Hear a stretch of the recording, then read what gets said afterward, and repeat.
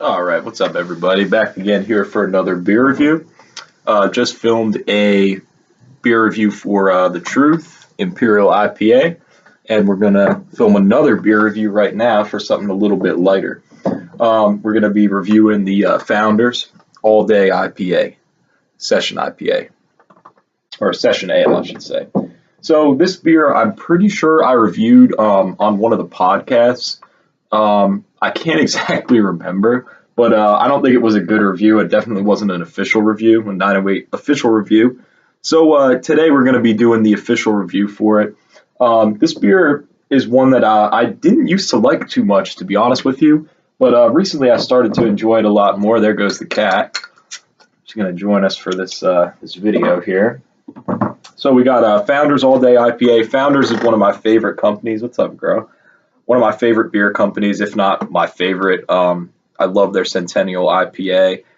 Do really enjoy the All Day IPA. I love the Mosaic Promise, which I hope I'll get a chance to review. I got so many of them, and I never got an actual chance to review it because I ended up drinking all of them and not even filming any reviews. So basically, the All Day IPA is your session IPA. It's a little bit lighter than a lot of the sessions.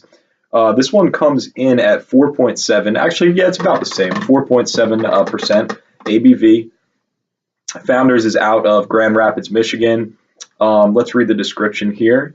The beer you've been waiting for keeps your taste satisfied while keeping your senses sharp. An all-day IPA naturally brewed for a complex array of malts, grains, and hops, balanced for optimal aromatics and a clean finish. The perfect reward for an honest day's work and the ultimate companion to celebrate life's simple pleasures. Sorry, guys, sometimes I can't read out loud very well at all. And look at this gas right by my glass. This one was bottled on 10/31/18. That's pretty cool. Bottled on Halloween. That's pretty cool. Don't know if I've ever seen a beer like that. It's cool. 42 IBUs. So it's going to be not very bitter at all, but still a little bit more bitter than your regular session IPA. Let's get it poured up in a glass here. Excuse me, Miss G. Let's get it poured up in our Magic Hat glass like normal. There we go. There you go. About a finger and a half ahead, finger and a quarter ahead. It is a light gold color. Yeah, probably about a light gold. Yeah, more on the regular kind of gold.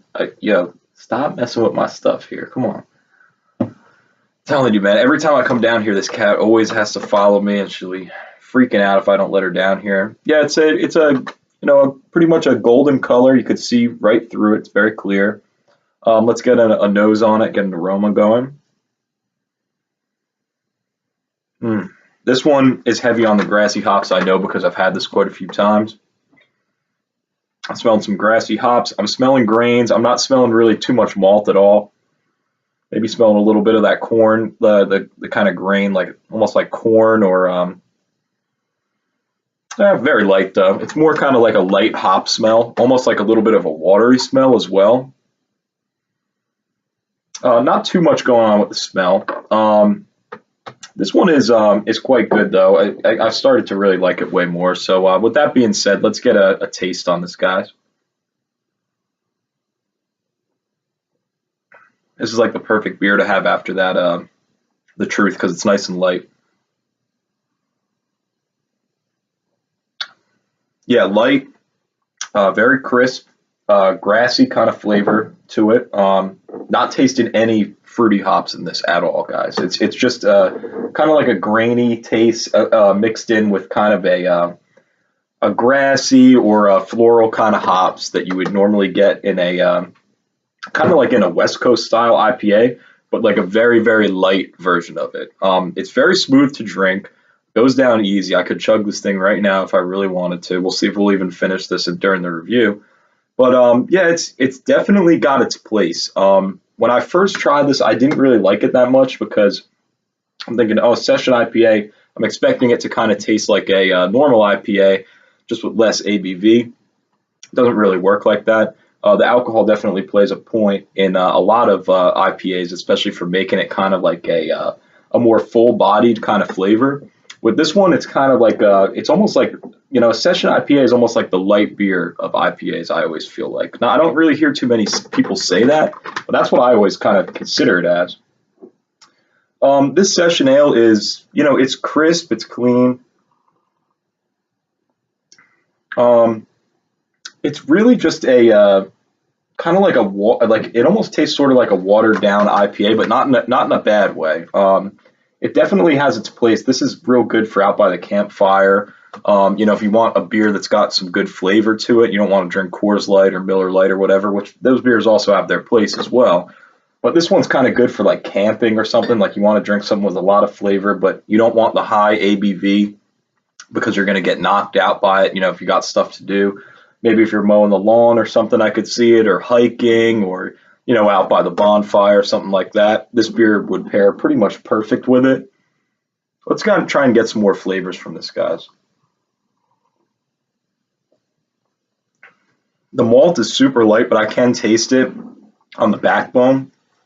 Um, it's more. It just really reminds me of like just a grassy, like a West Coast style IPA that's a little bit watered down, less alcohol content, but it's still quite smooth. It's very smooth to drink, I should say. And does have a full body of flavors. It's got a little bit of a bite. The hops that I'm tasting in here, they do leave a taste after you're finished, drinking it.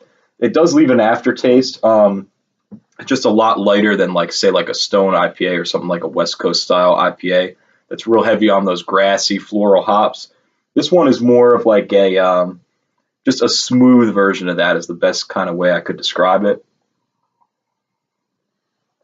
I think it's enjoyable to drink. I don't think it's Founder's best beer. I know these people, rave about this beer. This one guy that always used to come into my work used to always talk about it, that it was his favorite beer and this and that. But I think it's definitely got its place. At 4.7%, this is just barely over the alcohol content of a Miller Lite or a Coors Light, Bud Light, whatever, with way more flavor and way more just mouthfeel as well. The mouthfeel on this, by the way, is also relatively light. It's not even crossing over into medium. It's definitely light. But yeah, it has its place. For some reason, I didn't really like this one as much when I first tried it. Thought it really wasn't the best. But now that I've had some more appreciation for it and gotten to drink it more on these kind of fall nights and stuff like that, or summer nights, when you're out there, you want something with more flavor. You don't want to just sit around drinking Miller Lite or whatever. This definitely, it's a great replacement for those kind of beers, I should say. It's good that you can get this kind of flavor out of a beer with this low of alcohol content. But my only complaint is it's lacking a little bit in flavor. It tastes a tiny bit watered down to me. It always has. It's not really a huge issue for me, but I would like it to have just a little bit more flavor. That's the only reason why I think we're going to give this one an 89, just below A category, because I love Founders. I think that what they're doing here with this kind of beer is great. It also these kind of beers make regular beer drinkers, your macro brew drinkers, enjoy these kind of IPAs a little bit more because they're not, they're used to drinking stuff with low ABV. You're not going to give them a double IPA, 10% or something like that and expect them to like it. They're going to say, oh, it tastes, kind of strange. It's too strong. This one, you can kind of get the flavor from an IPA, but it teases you a little bit. That's the only reason why I'm not giving it an A. We're going to give it an extremely high B at an 89. But I will say I like them more and more. I got to say, too, I really like these better out of the bottle than out of the can. I know it's kind of like a ripoff because you can get these 6-pack of bottles is, I believe, $10. Or no, actually, I believe it's $8.99 plus tax, so about $9.50. While you can get the 15-pack for $15 plus, or 16, I believe, $16.50, I think it is. It's like $15.99 plus tax. But this beer, it's growing on me every time I drink it. I think I gave it an 89 as well in my my last review of it on the podcast. But I wanted to do a little bit more of an in-depth review on it and just kind of talk about it a little bit more. This beer also pairs great with different foods and stuff. I actually just ate some chicken wings So it's pairing perfect with that. I mean, it with spicy food and stuff like that, it's one of those IPAs that's not going to really make the food, the spiciness of the food, more overpowering. It's kind of going to bring it down a little bit, as would like a light beer, your Coors Light, Miller Lite. This is in no way similar to those, but it's the ABV and the drinkability that's similar. It's not the flavor. It's just the ABV and the drinkability. For an IPA, this is extremely smooth, goes down easy. You could chug these. You could easily, if you're out there hiking and stuff all day, you could easily kill one of the 15 packs of these, and you would still be all right if you pacing them out. You know what I mean? Take that final sip there. I think it's pretty good beer. We're gonna go with an 89, like I said, and yeah, I think that'll conclude the review. Founders is a great company too. Anybody who hasn't tried these beers, if they're available near you, definitely try Founders. These guys do great stuff. They make awesome beers. The Azaka I'm going to get around to reviewing, and hopefully the Mosaic Promise if I could still find some, or if I have some left outside. I'm not even sure if I do, but they're fantastic beers. The Mosaic Promise is so good. The single hop ale with just Mosaic hops is fantastic. I'm not sure what kind of hops they use in this one. If I were to guess, I would say probably Chinook, but I'm not really sure. But like I said, this is like an IPA for the people who don't usually drink IPAs, or people who like IPAs that want something a little bit less alcohol content, for the daytime or something like that. I'm not much of a daytime drinker really anymore, but this still has its place for at night as well. And definitely goes well with a lot of different foods, barbecue, whatever, and goes well with yard work or hiking, whatever kind of outdoor activity you want. That's kind of how they have the label portrayed there with the car with the canoe on it, going out into the wilderness to have some fun. It's exactly what this beer is about. Definitely a summertime beer as well. Really enjoy it, but not quite a category, just because I think it's just a little bit watered down. So enough blabbering on and on. Thank you guys for checking out this review.